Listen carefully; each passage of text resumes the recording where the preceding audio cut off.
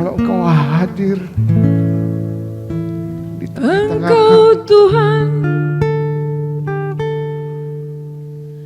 pengasih, penyayang Engkau.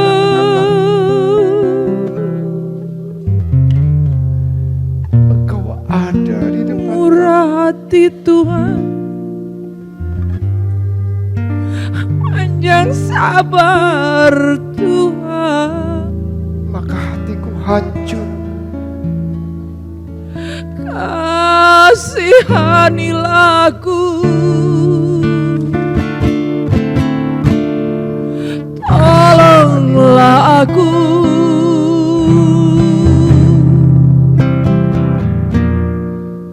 Kasihanilah aku, ampunilah.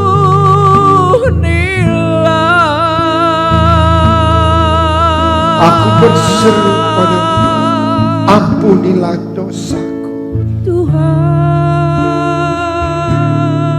Ya Tuhan, ampuni ampuni salahku, Tuhan. Aku tidak dapat membayar hutang dosaku. Ampunilah aku. Sembuhkanlah aku.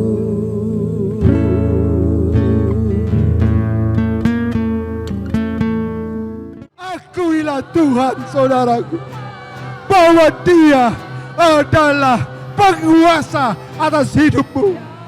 Kami patahkan dan oleh bilur-bilur Yesus menyembuhkan pada malam hari ini. Haleluya. Stroke 8 tahun disembuhkan oleh Tuhan Yesus.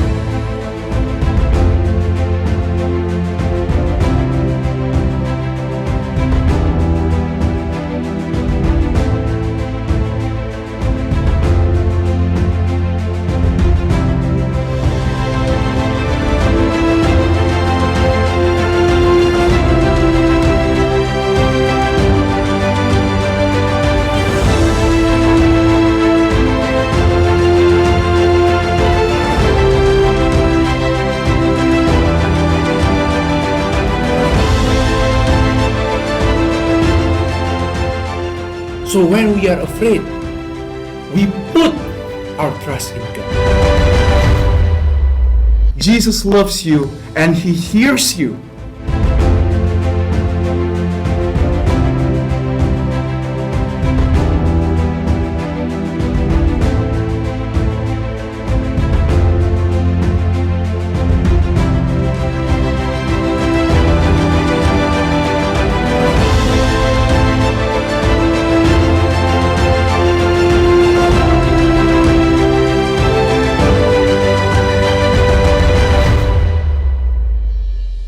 Shalom, haleluya.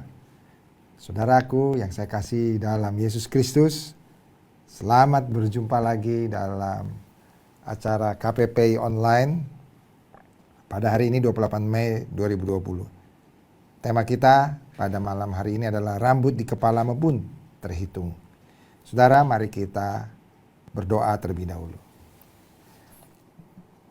Bapa kami di sorga, kami sungguh bersyukur atas malam yang luar biasa ini. Malam di mana Tuhan akan memberkati kami dengan firman-Mu dan memberikan kepada kami jalan keluar, keselamatan, dan mujizat. Terima kasih Tuhan. Di dalam nama Tuhan Yesus. Amin. Saudaraku, mari kita baca dulu firman Tuhan dari Matius 10 ayat 29 sampai dengan ayat 31. Kita akan baca beberapa ayat. Kita baca dulu, ada 3 ayat di sini. Ayat 29, Matius 10. Bukankah burung pipit dijual 2 ekor seduit? Namun seekor pun daripadanya tidak akan jatuh ke bumi di luar kehendak Bapamu. Dan kamu, rambut kepalamu pun terhitung semuanya. Sebab itu janganlah kamu takut, karena kamu lebih berharga daripada banyak burung pipit. Saudaraku sekalian, saya senang sekali karena Yesus sering memberikan pengertian-pengertian melalui alam yang diciptakan oleh Tuhan. Saudaraku, Dia memberikan satu pengertian bagaimana kita berharganya, mulai dengan burung pipit, saudara. Burung pipit yang dijual 2 ekor seduit. Maksudnya, saudara, murah sekali, saudara. Katakanlah mungkin hanya beberapa rupiah, apalagi 2000 tahun yang lalu. Sekarang aja burung pipit masih murah, saudara. 2000 tahun yang lalu pasti lebih murah lagi, karena pasti lebih banyak burung daripada jumlah populasi manusia pada saat itu. Jadi murah sekali, saudara. Jadi murah sekali. Jadi boleh dibilang hampir tidak ada harganya. Tetapi Yesus berkata, walaupun dia murah, ya, walaupun dia sangat murah, sehingga seduit aja dapat 2 ekor, saudara. Jadi hanya satu dengan koin saja, saudara, dapat 2 ekor pada 2000 tahun yang lalu. Itu walaupun murah, tapi seekor pun dari burung ini nggak akan bisa jatuh ke bumi kalau tidak dikehendaki oleh Bapa di sorga. Jadi saudaraku sekalian, hanya untuk 1 burung saja Bapa di sorga itu sangat care, sangat memperhatikan. Karena nggak ada satupun yang burung itu, kalau kita pandang burung tiba-tiba bisa jatuh di luar pengetahuan dari Bapa di sorga. 1 burung loh, saudaraku, kecil sekali. Itu saja menjadi perhatian dari Bapa di sorga. Dan tidak ada yang jatuh di luar kehendak Bapa di sorga. Nah, saudaraku, apa maksud Yesus dengan memberikan satu pengertian ini? Karena dia mau masuk kepada kita. Karena Yesus juga bilang, dia juga sayang, sangat mengasihi kita. Dan untuk mengasihinya itu betul-betul diberitahukan dengan satu kondisi yang rasanya sampai hari ini tidak ada orang yang care sama kita bisa menyaingi, saudaraku sekalian. Mungkin kita punya teman, punya sahabat yang begitu care akan kita. Kadang-kadang kalau kita lagi kesusahan, dia telepon kita, atau dia kirim kabar, apa kabar, dia memperhatikan kita, dia care. Mungkin juga barangkali kalau kita lagi kekurangan, dia care, dia memberi bantuan sama kita. Saudaraku, tetapi ada satu perkara yang sulit ditandingi oleh sahabat-sahabat kita, sesama manusia, untuk memperhatikan kita. Apa, saudara? Tidak ada satupun dari saudara-saudara kita atau sahabat-sahabat atau friend kita itu yang bisa mengetahui berapa jumlah rambut saudara. Gak ada yang tahu, saudara. Berapa jumlah rambut saya? Sahabat saya pasti tidak tahu. Tetapi Yesus berkata bahwa Tuhan itu sangat care pada kita, sangat mengetahui kondisi kita. Dan karena dia sangat mengetahui seberapa jauh, saudaraku, dia mengetahui kondisi kita. Dia mengetahuinya sampai rambut di kepala kita pun semua dapat dihitung oleh Tuhan. Saudara, ini luar biasa. Saya belum pernah dengar ada sahabat yang bisa melakukan hal ini. Rambut kita itu rata-rata ada 100.000 helai, saudaraku sekalian. Bagaimana kita tahu berapa yang hari ini tercabut? Rata-rata ada 100 mungkin satu hari secara normal. Kita nggak tahu. Sahabat kita nggak tahu. Bahkan kita pun tidak tahu. Tapi Tuhan tahu. Nah, saudara-saudaraku, Yesus mau beritahu hal ini kepada kita bahwa Tuhan sangat care, sangat memperhatikan kita. Karena itu Yesus bilang, sebab itu janganlah kamu takut. Karena kamu lebih berharga daripada banyak burung pipit. Artinya apa? Sedangkan burung pipit saja kalau jatuh itu harus approval. Harus pengetahuan Tuhan. Nggak ada yang boleh jatuh tanpa sepengetahuan Tuhan. Satu burung kecil, saudaraku sekalian, yang bagi kita pun tidak berharga. Nah, saudaraku, Yesus mau berkata, nah kita ini, manusia ini, itu jauh lebih berharga dari burung pipit. Jauh. Dan jauhnya itu sampai rambut kita berapapun Tuhan dapat hitung.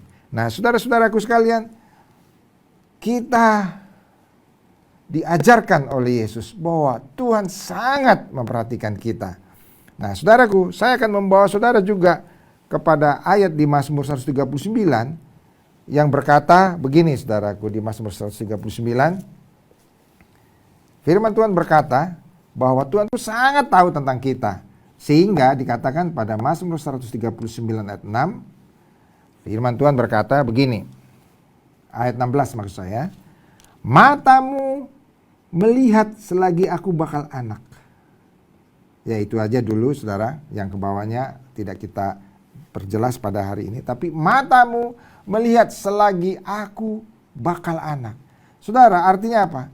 Selagi saya masih dalam kandungan ibu saya dan masih dalam bentuk janin, bakal anak dalam artinya kita dalam bentuk janin yang mungkin masih kecil sekali saudara. Mungkin kecilnya sedikit kecil begini. Dan kita sudah mempunyai eksistensi atau substansi, kita memang sudah sebetulnya sudah menjadi anak, tapi saudaraku bentuknya belum lengkap, belum ada tangan, belum ada kaki, saudara. Waktu masih kecil seperti itu, firman Tuhan bilang mata Tuhan pun sudah melihat kita. Saudara, siapa yang bisa seperti ini? Siapa yang sanggup? Saudaraku, bahkan mungkin ibu dari bayi yang masih janin ini pun tidak bisa melihat. Apalagi ayahnya. Nggak ada yang bisa lihat. Mereka mungkin hanya bisa lihat ketika mereka ke dokter kandungan dan kemudian di USG baru mereka bisa lihat bahwa ada satu denyut jantung yang bergetar-getar, saudara. Dan mereka tahu, wah, kami sudah punya anak. Saudaraku sekalian, tapi kalau Tuhan, mata Tuhan 24 jam tahu bahwa selagi kita bakal anak, masih belum dalam bentuk yang lengkap tubuh kita, Tuhan tahu. Saudaraku, bahkan firman Tuhan berkata, saya buka lagi Mazmur 139 ayat 14, ayat 13.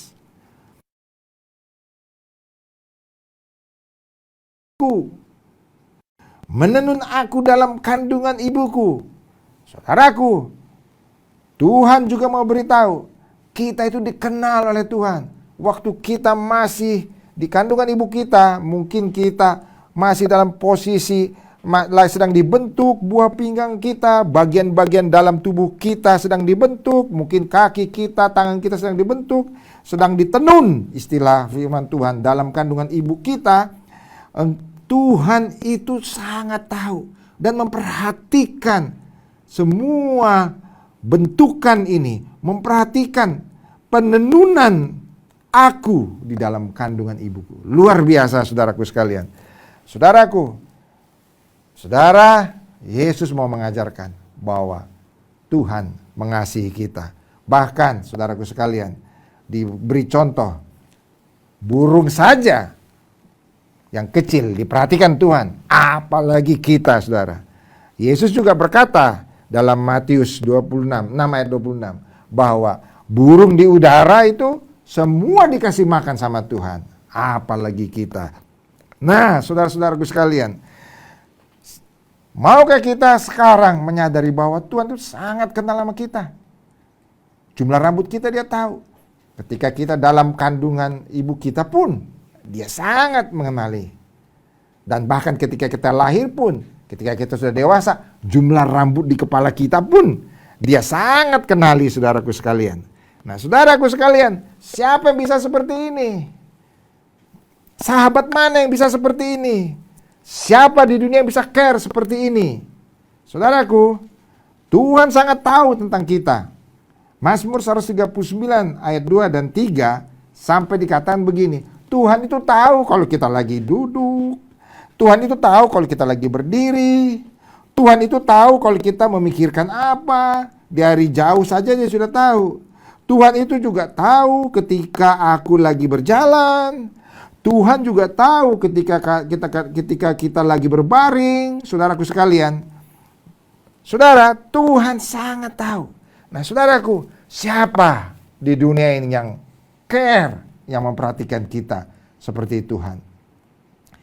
Saudaraku, mungkin kita masih punya sahabat yang sangat care sama kita. Tapi siapa yang sanggup seperti ini dalamnya? Saudaraku, siapa yang sanggup seperti ini dalamnya? Yang care memberi kita makanan, yang care memperhatikan kita lebih dari burung di udara, yang tahu jumlah rambut kita berapa. Berarti saudara, kalau saudara sakit sekarang, kalau saudara mengalami masalah dalam tubuh saudara, pasti Tuhan tahu. Kalau saudara mengalami masalah pada malam hari ini, mungkin ada pergumulanmu tentang orang tuamu, atau pergumulanmu tentang anakmu, atau pergumulanmu tentang pekerjaanmu, pasti Tuhan tahu, saudaraku sekalian. Saudara, firman Tuhan berkata, jangan kamu takut, sebab kamu lebih berharga daripada banyak burung pipit. Kalau burung pipit saja satu jatuh itu harus approval dari Tuhan, mesti Tuhan yang izinkan baru dia jatuh. Apalagi kita, saudara. Saudara, jangan saudara pikir bahwa Tuhan tidak peduli pada saudara dan saya. Dia sangat peduli, saudaraku sekalian. Nah, saudaraku sekalian, ada satu lagi. Mungkin saudara bilang, teman saya ada yang sangat peduli dengan saya. Dia ketika saya berkekurangan, dia juga peduli dengan saya. Ketika saya nggak dapat makanan, dia memberi saya makan. Saudara, tapi ada satu lagi, saudara, yang Tuhan lakukan, yang tidak bisa dibuat oleh sahabat kita. Yaitu apa, saudara? Bahwa Tuhan mau memberikan nyawanya untuk kita. Siapa, saudara, yang dari sahabat-sahabat kita yang mau memberikan nyawanya bagi kita? Yang mau memberikan hidupnya dan mau memberikan nyawanya untuk kita, saudara. Tidak ada, saudaraku. Saudara, nggak ada yang seperti itu, saudaraku sekalian. Mungkin ada, barangkali ada orang yang mau mati bagi orang-orang yang baik. Tapi saudaraku sekalian, Tuhan kita ini mau mati bagi kita ketika kita masih belum mengenal Tuhan. Ketika kita masih dalam dosa. Ketika kita masih di dalam kejahatan kita. Saudaraku, Tuhan mau mati buat kita, saudaraku sekalian. Saudaraku, Tuhan kita sangat memperhatikan kita. Dia tidak saja care, dia tidak saja peduli terhadap apa yang kita makan, apa yang kita minum, apa yang akan kita pakai, saudaraku. Dia tidak saja peduli terhadap fisik kita, dia tidak saja peduli berapa jumlah rambut kita, dia tidak saja peduli ketika kita dalam kandungan ibu kita, saudaraku. Tetapi yang paling luar biasa adalah bahwa dia juga mau mati untuk menanggung dosa-dosa kita. Saudara, beritahu kepada siapa? Siapakah di dunia ini sahabat kita yang sanggup melakukan seperti yang Yesus lakukan? Siapa yang mau menanggung kesalahan kita seperti yang Yesus lakukan? Siapa yang mau tersiksa, terhina, dan digantung di kayu salib untuk menjadi korban untuk menggantikan kita? Siapa, saudara? Saudaraku sekalian, di dalam firman Tuhan ada satu orang yang melakukan hal itu. Yang dengan penuh kasih sayang mau melakukan hal itu. Mau berkorban bagi kita. Namanya, saudaraku, Yesus Kristus. Saudaraku, dia turun dari sorga yang mulia. Dia disembah oleh para malaikat karena dia adalah anak Allah itu sendiri. Tapi dia mau mengosongkan dirinya dan turun ke dunia ini dan menjadi sama seperti kita, menjadi manusia, supaya dengan dia menjadi manusia, dia dapat menjadi orang yang menebus dosa-dosa kita. Dengan apa, saudara? Dengan darahnya, dengan nyawanya. Saudara, itulah Tuhan kita. Itulah yang diperkenalkan Yesus kepada kita. Bahwa Tuhan kita sangat peduli pada kita. Sangat mengetahui kondisi kita. Sangat tahu sampai jumlah rambut di kepala kita pun dia bisa hitung, saudaraku sekalian. Apalagi persoalan-persoalan kita. Saudaraku, saya belum pernah ada mendengar sahabat yang bisa menghitung berapa jumlah rambut sahabatnya. Tapi Tuhan dapat mengetahui apapun yang ada pada saudara. Nah, saudara-saudaraku sekalian, mari saudara, saya akan bacakan saudaraku sekalian tentang Yesus ini yang berkorban bagi kita. Kita baca Yesaya 53 ayat 5, saudara.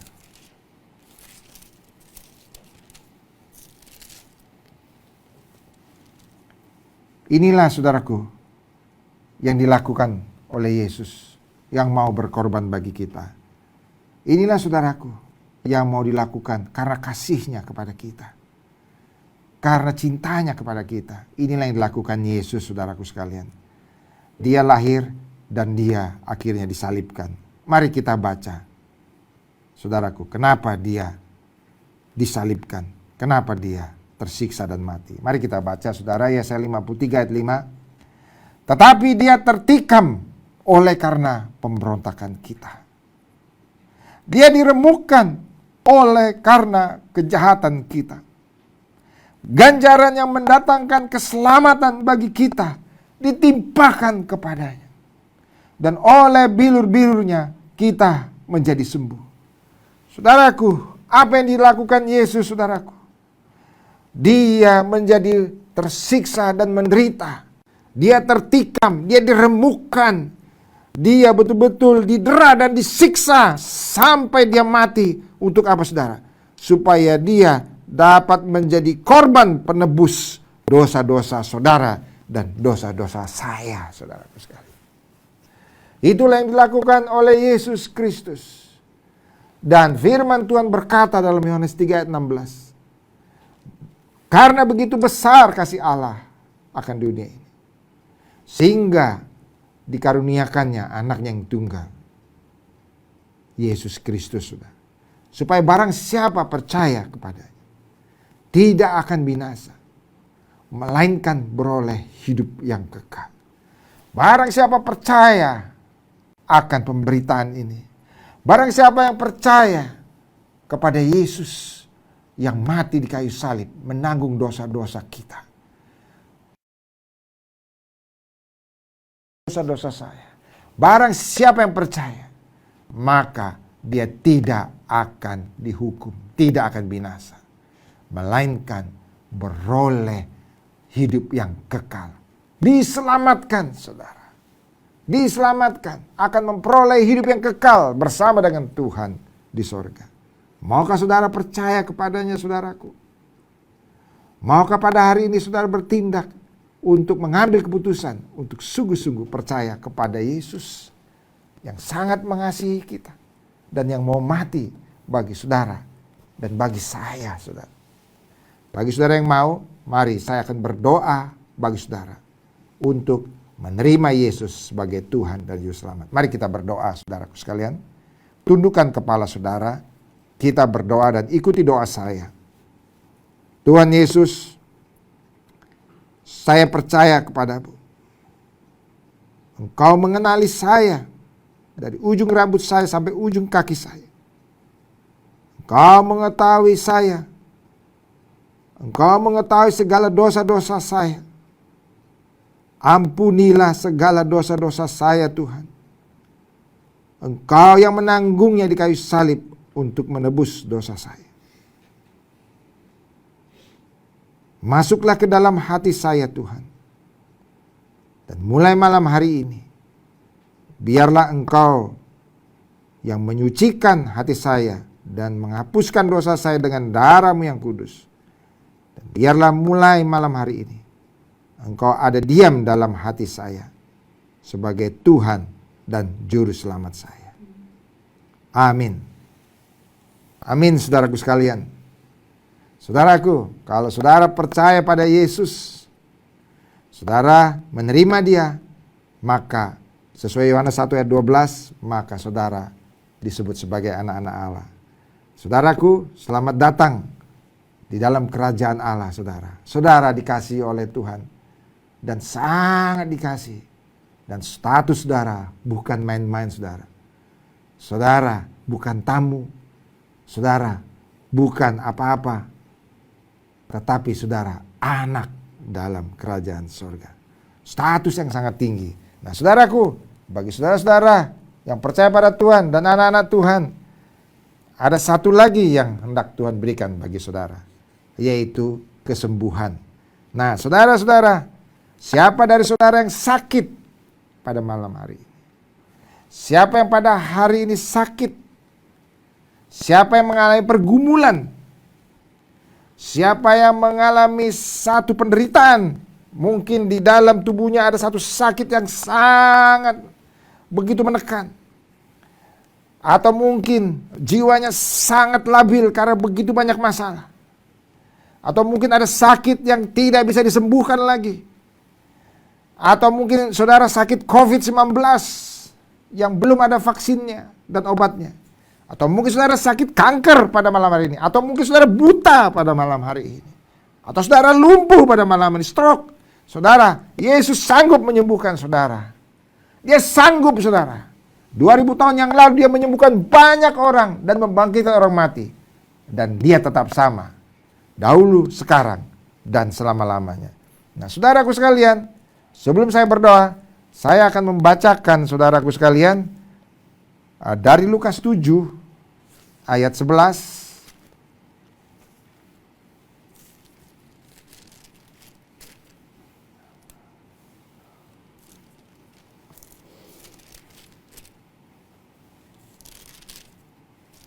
Yesus membangkitkan anak muda di Nain. Saudara, perhatikan baik-baik saudara. Kejadian ini ada 2000 tahun yang lalu. Satu mujizat yang dilakukan oleh Yesus. Lukas 7 ayat 11 berkata, kemudian Yesus pergi ke suatu kota yang bernama Nain. Murid-muridnya pergi bersama-sama dengan Dia, dan juga orang banyak menyertainya berbondong-bondong. Setelah ia dekat pintu gerbang kota, ada orang mati diusung keluar. Anak laki-laki, anak tunggal ibunya yang sudah janda. Dan banyak orang dari kota itu menyertai janda itu. Dan ketika Tuhan melihat janda itu, tergeraklah hatinya oleh belas kasihan.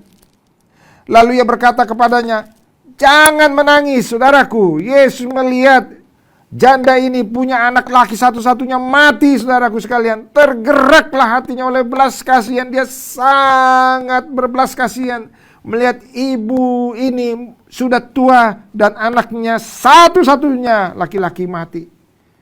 Lalu dia berkata, jangan menangis. Ayat 14, sambil menghampiri usungan itu yang menyentuhnya, dan sedang para pengusung berhenti, ia berkata, hai anak muda, aku berkata kepadamu, bangkitlah. Saudaraku, apa yang terjadi? Ayat 15, maka bangunlah orang itu dan duduk dan mulai berkata-kata, dan Yesus menyerahkannya kepada ibunya. Haleluya! Saudaraku, saudara dapat bayangkan, saudara dapat bayangkan dalam pikiran saudara, ketika ada orang mati diusung mau dikubur saudara. Tapi Yesus datang menghadang usungan ini dan berkata kepada orang mati ini, hai anak muda, young man, I say to you arise. Aku berkata kepadamu, bangkitlah. Dan saudara, anak muda ini bangkit saudara. Haleluya, itulah Tuhan kita Yesus Kristus. Dia dapat melakukan mujizat itu. Saudara yang sakit, percayalah, pada malam hari ini saudara disembuhkan Tuhan. Dan saudara yang menyembuhkan saudara bukan saya. Saya sama seperti saudara, hanya manusia biasa. Tetapi Yesus yang menyembuhkan saudara. Asal saudara percaya oleh firman Tuhan yang kita baca tadi, oleh bilur-bilurnya kita menjadi sembuh. Mari saudara yang sakit, saudara tumpangkan tangan atas tempat di mana saudara sakit. Kalau saudara sakit COVID-19, saudara tumpang tangan pada dada saudara, atau sakit jantung saudara, tumpang tangan pada dada saudara. Kalau sakit pada mata saudara atau mengalami kebutaan, tumpang tangan pada mata saudara, atau sakit pada kaki saudara, lutut saudara, tumpang tangan pada kaki atau lutut saudara. Dimanapun sakit itu berada, tumpangkan tangan saudara. Dengan iman saudara disembuhkan. Amin saudara. Mari siapkan hati, kita akan berdoa. Dan saudara juga bagi yang mungkin mau mendoakan orang tuanya, keluarganya, saudara juga bisa mendoakan mereka sekarang. Mari kita berdoa sama-sama. Tuhan Yesus, atas tempat di mana kami sakit, dan kami percaya oleh bilur-bilur Yesus kami disembuhkan. Oleh bilur-bilurnya kami disembuhkan. Terima kasih Tuhan. Terima kasih atas kesembuhan yang terjadi pada tubuh saya. Terima kasih Tuhan. Kami bersyukur di dalam nama Tuhan Yesus. Amin. Saudaraku, puji Tuhan. Puji Tuhan. Saya percaya saudara disembuhkan oleh Tuhan. Dan saudara, kalau saudara sudah disembuhkan oleh Tuhan, mengucap syukurlah. Dan biarlah saudara menjadi berkat bagi orang lain. Dan kalau saudara mau menyaksikan kesembuhan saudara kepada kami, saudara silakan hubungi call center. Saudara memberitahukan saudara disembuhkan dari sakit apa. Dan saudara, kalau saudara juga mau didoakan maksud saya, karena mungkin ada pergumulan dalam hidup saudara, saudara dapat menghubungi call center. Ada call center yang berbahasa Indonesia dan juga ada call center yang berbahasa Inggris. Saudaraku, silakan saudara hubungi. Dan saudaraku, atau mungkin barangkali saudara pada saat ini saudara masih belum disembuhkan secara tuntas, saudara juga bisa hubungi call center dan minta didoakan supaya kesembuhan saudara menjadi penuh. Tim doa yang ada pada call center dengan senang hati membantu saudara. Saudaraku, kita akan mengakhiri acara pada malam hari ini dengan kondisi yang ada pada saat ini. Kita masih tetap di rumah, stay at home. Saudaraku, kami tetap menghimbau supaya kita semua, saudaraku, tetap mengikuti aturan yang diadakan oleh pemerintah kita. Dan saudaraku, marilah kita juga menjaga kesehatan tubuh kita. Dan kita juga senantiasa sering cuci tangan. Dan kalau kita keluar dan bertemu dengan orang lain, jaga jarak dan juga memakai masker. Saudaraku, Tuhan memberkati saudara semua. Sampai jumpa lagi pada acara KPP Online yang akan datang.